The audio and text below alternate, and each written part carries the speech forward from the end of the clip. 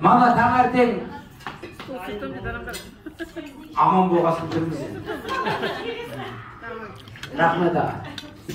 Мынау таңертең звондадым Алматыға, қайдасың деп, Альмираның тойына келдім, Арғын мен Альмираның тойына келдім деп, жарайды дедім де ұйықтап кеткем, сол арада бір түс көріп отырмын бар ғой.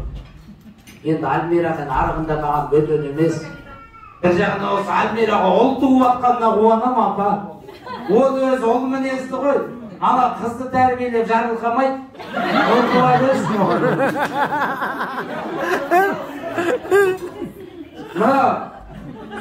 Ресейдің халқы жиналып, президенттеріне келіп айтады дейді.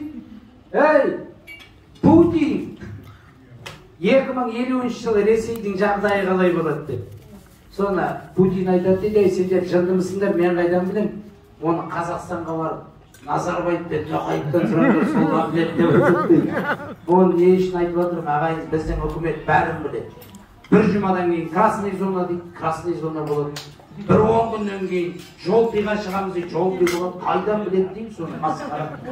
Сол енді айтайын деп отырғаным, ағайын, сол түс көріп отыр, мен сол түсімді айтып берейін, содан кейін әріптестерге тілек берейін, содан кейін дәм қайырайық. Бүгін ұйықтап жатсам бір түс көрдім.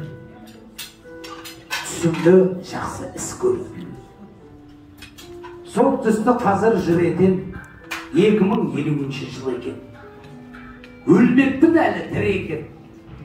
70-ке жасым келсе де тамада болып жүр екен.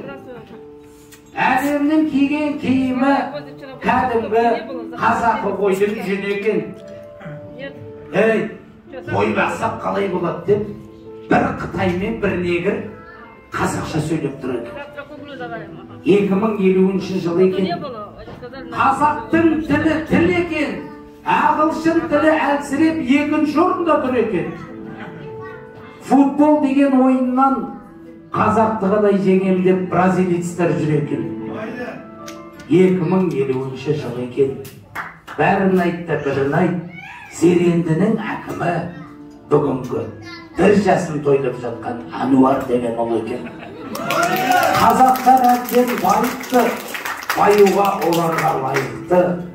Түсте көрген ғажаптар орындалсын деген ниетпен байрағымыз жығылмай, қаймағымыз бұзылмай, жасай беріңдер қазақтар. Жасай беріңдер қазақтар.